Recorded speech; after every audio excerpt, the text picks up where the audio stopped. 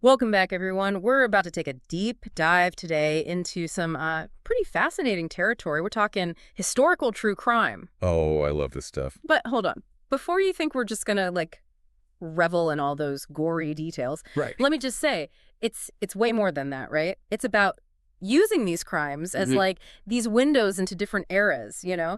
understanding the social context. And what we've got for this one is, we've got entries from, history.com. The encyclopedia stuff, yeah. Yeah. But also, there are these in-depth true crime blog posts, historicalcrimedetective.com. Those are, Deep cuts, for sure. super interesting. And even someone made a whole Goodreads list about the most captivating true crime books. Well, that's telling, isn't it? What grabs people. Yeah, pretty diverse set of sources, huh? Oh, absolutely. And it's really fascinating to see what aspects of these historical crimes are the ones that kind of capture the public's imagination, you know? Exactly. And that's exactly what we're after today, right? Forget those big headline-grabbing cases that everyone already knows. We're on the hunt for those hidden gems, Yeah. The crimes that make you kind of stop and go, wait, what? The ones that give you that little jolt. Yeah. Yeah, the ones that reveal something unexpected about the past. It's amazing how crime and punishment, they're never these isolated incidents. They're almost like a barometer for society, Oh, that's a good way to put it. reflecting those anxieties and pressures of a certain time.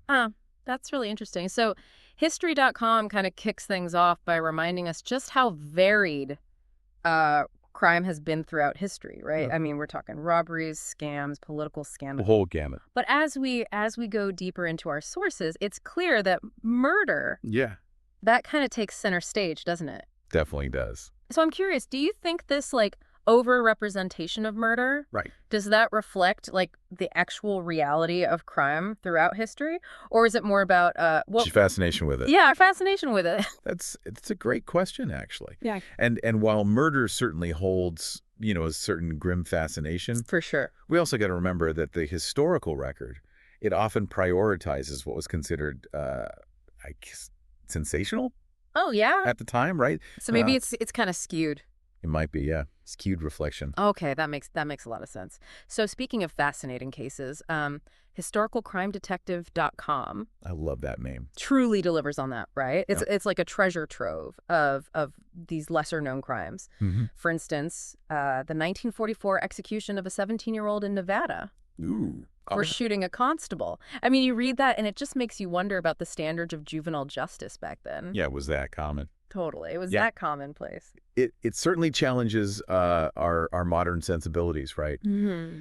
When it comes to young offenders. Yeah. I mean, this case could be a really good starting point Oh, yeah. for exploring the social and legal norms surrounding juvenile justice in that era. Were there factors, like societal pressures or even a limited understanding of how adolescents develop? Oh, we know so much more now. Exactly, that maybe contributed to these really harsh sentences. Yeah, it's definitely it's a stark contrast, huh, to how we approach things now. Big time. And then there's this other case. This one's from 1904, a botched execution Oh, no. where the condemned man, he was electrocuted, Okay. but then revived twice. Oh. Talk about gruesome. But also, it kind of opens up this whole other discussion about the understanding of death at the time. Like, what did they even know? Yeah, and the effectiveness of execution methods. I mean, did they have the same medical certainty about death as we do now? It really makes you question, how definitive those successful executions actually were back then. It's kind of disturbing to think about, huh? Yeah. That they might not, Right. been totally gone. It highlights how scientific understanding, especially in fields like medicine, biology, Yeah. plays a huge role in how we as a society respond to crime legally and ethically. I mean, it makes sense, but you don't always think about it. It's easy to forget. Yeah. And then, just when I thought things couldn't get any more, strange, we discover that Abraham Lincoln, Like Honest Abe. yes, that Abraham Lincoln wrote a true crime story. You're kidding. Lincoln. That's wild. Right. It's not something you typically associate with him. Not at all. I mean, that's a fascinating mix of history and literature right there. Totally. What would his take be? Right. Analyzing how he wrote it, what elements he chose to You take a emphasize. glimpse into his brain almost. Exactly. His understanding of crime, of evidence, maybe even human psychology. So, okay, we've got teenage criminals, botched executions, and a president moonlighting as a true crime writer. Sounds like an episode of The Twilight Zone or something. I know, right? But as we go deeper into these cases, there's this one thread that really stands out: the evolution of Investigation technique. yes, investigation and forensics. Oh, for sure. Think about those early 1900s cases, like the Trailer Brothers or those hobo jungle killings. Yeah, those were They relied so heavily on eyewitness accounts, which, which now we know yeah, can be totally unreliable. especially in a place like a hobo jungle, you've got these transient populations. Record keeping was probably like non-existent. Oh, for sure. So it really highlights how hard it must have been for investigators back then to piece together what happened. Oh, yeah. And speaking of piecing things together, remember that excerpt we found Mhm. from Palace of Death about that botched execution? Oh, yeah, that was a rough one. It seems to suggest, like, they didn't really get how electricity Yeah, affected the body back then. wild, right? Yeah. Today we've got what? Fingerprinting, DNA analysis. It's like we take for granted how much we can learn from a crime scene. It really is incredible how far we've come. But, as those investigative tools have evolved, so have the criminals themselves, right? And the types of crimes. Oh, that's an interesting point. Nature of the game changes. Which brings us to another big part of understanding historical crime, doesn't it? The social context. Oh, absolutely. Several of our sources point to this directly, like those Prohibition-era gangsters. That really highlights how organized crime can, like, flourish Thrive, yeah. as a direct response to attempts at social engineering. It's almost like be careful what you wish for kind of thing. When Mhm. societal rules and like deeply ingrained human behaviors, Clash. they clash, it can create these unintended consequences. Oh, I like that. And a lot of times those consequences end up being, criminal activity. It's like this warped mirror reflecting the anxieties of a certain time. Exactly. We can't understand a crime without understanding the whole world it happened in. Mm. The social, the political, the economic forces at play. Yeah, that makes a lot of sense. And that connection, between crime and society, it runs through so many of these historical cases. Like, take the Kitty Genovese case. Oh, yeah, that one's Tragic, obviously. yeah. But it also kind of kicked off all these discussions, right? Yeah. About the bystander effect, Yeah. that urban apathy. It's like certain crimes, they become these cultural touchstones almost, forcing us to face these uncomfortable truths about ourselves, about how we respond or don't to people who need help. And then you've got figures like the Unabomber. He seemed to embody a very particular anti-establishment feeling, For sure. targeting technology, anyone he saw Mm. as contributing to these societal ills. It makes you wonder, did the times create the criminal? It's a question that comes up again and again, right? With so many of these cases. Yeah. How much is like the individual's problem Mm. versus the influence of their surroundings, those Well, social forces. It's rarely a simple answer, that's for sure. Gabber is It pushes us to look beyond just, calling someone evil or a monster when we're trying to understand them. Mhm. It's easy to distance ourselves, but I think that prevents us from really grasping how complicated human behavior can be. right. It's recognizing that even people who seem normal, Yeah. they can do awful things. Absolutely. And it makes you look not just at the person, but the world around them, the things that might have pushed them. For sure. And speaking of those conditions, those Prohibition-era gangsters, Oh, yeah. they really highlight how, like we were saying, social engineering can backfire, right? Banning alcohol didn't stop people from wanting it. Nope. It just made a black market that was ripe for the taking. It's that whole be careful what you wish for thing. Classic example. And there are like echoes of that in other attempts to control how people behave, right? Yeah. Like History.com mentions the war on drugs. Oh, yeah. It makes you realize these big initiatives, they often have ripple effects that go way beyond what anyone intended. And those effects, they can be very personal. Look at how the Kitty Genovese case impacted city dwellers. Oh, yeah. The fear, the questions it raised about safety, about responsibility to your community. It's a cautionary tale, almost, Like warning. about ignoring things, about turning a blind eye when things are wrong. It's a mirror, right, to society, showing us the good and the bad. I like that, yeah. But also, sometimes these cases, they can spark positive change, too. Oh, for sure. Like the evolution of forensic science, Mhm. that's all about trying to solve crimes, hold people accountable. Fingerprinting, DNA, those were game changers. Totally changed how we investigate. It's amazing to think how much we can figure out now, but it also reminds us that we're in this constant race, right? Oh, yeah. It's the people who want to game the system. Criminals are adapting, the tech's improving. Investigators got to keep up. It's like that cat and mouse thing. Exactly. And that's part of what makes studying crime so interesting. By looking at these older cases, we learn about both sides.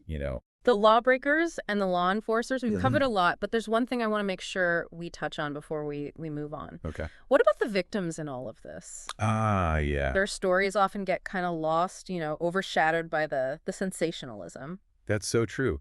It's easy to focus on the whodunit, all the details, Yeah. but we can't forget the human cost. Every murder, every robbery, every act of violence There are real people behind it. whose lives are changed forever. Remembering them, honoring their memory, that's part of engaging with this stuff responsibly, right? Absolutely. We need empathy. These stories, they're about real trauma, real loss. It makes you think about how fragile life is, how important justice is, Mhm. the need for compassion when people are hurting.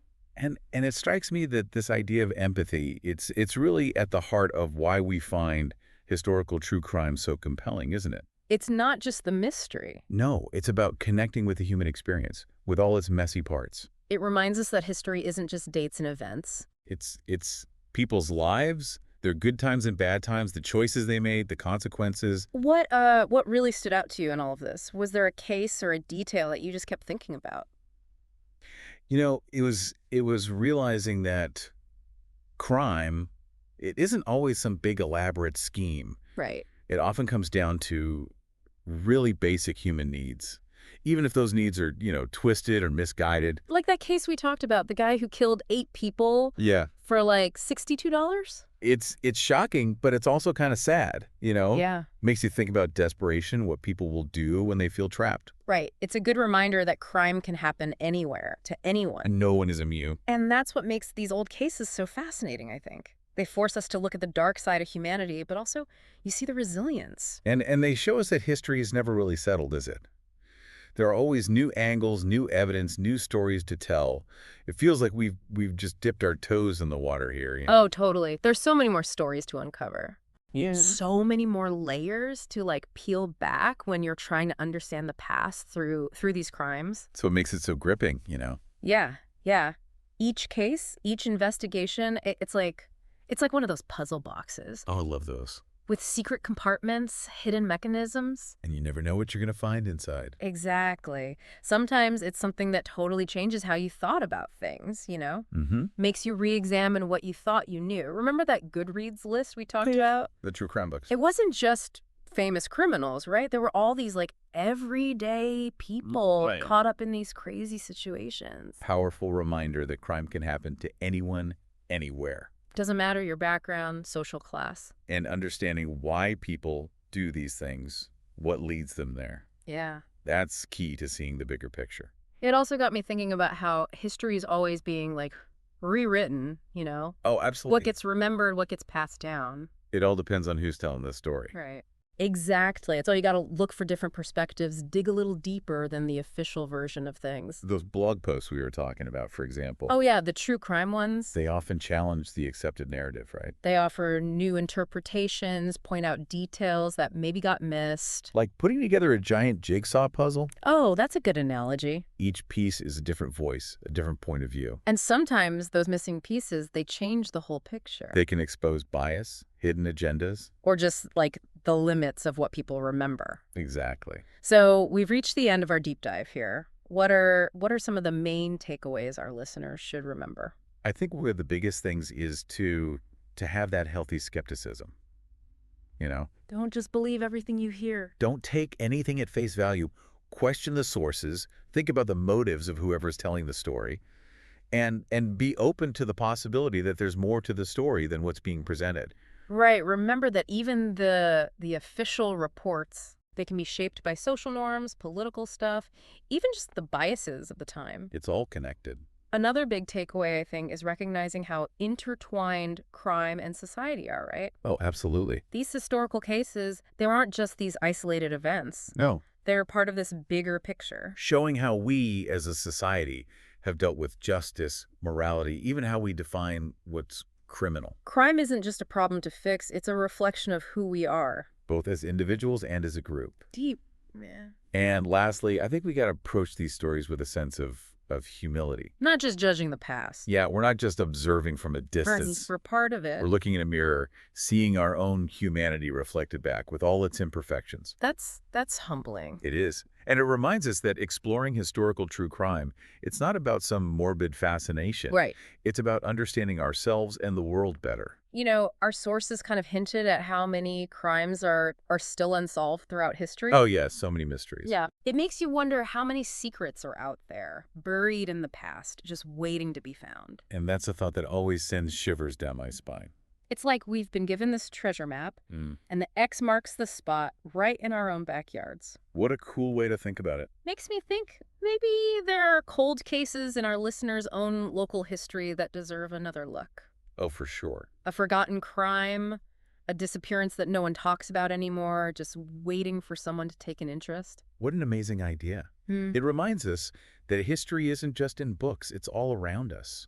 Well, I'm definitely feeling inspired to do some digging myself. Me too. Who knows what we might find lurking in those shadows of the past? The journey of discovery, it never really ends, and that's what's so great about it. Couldn't agree more. Yeah. So, until next time, folks, keep exploring, keep questioning, and keep those detective hats handy. You never know what intriguing cases are waiting for you. Who knows what we'll find next time in those shadowy corners of history. See ya!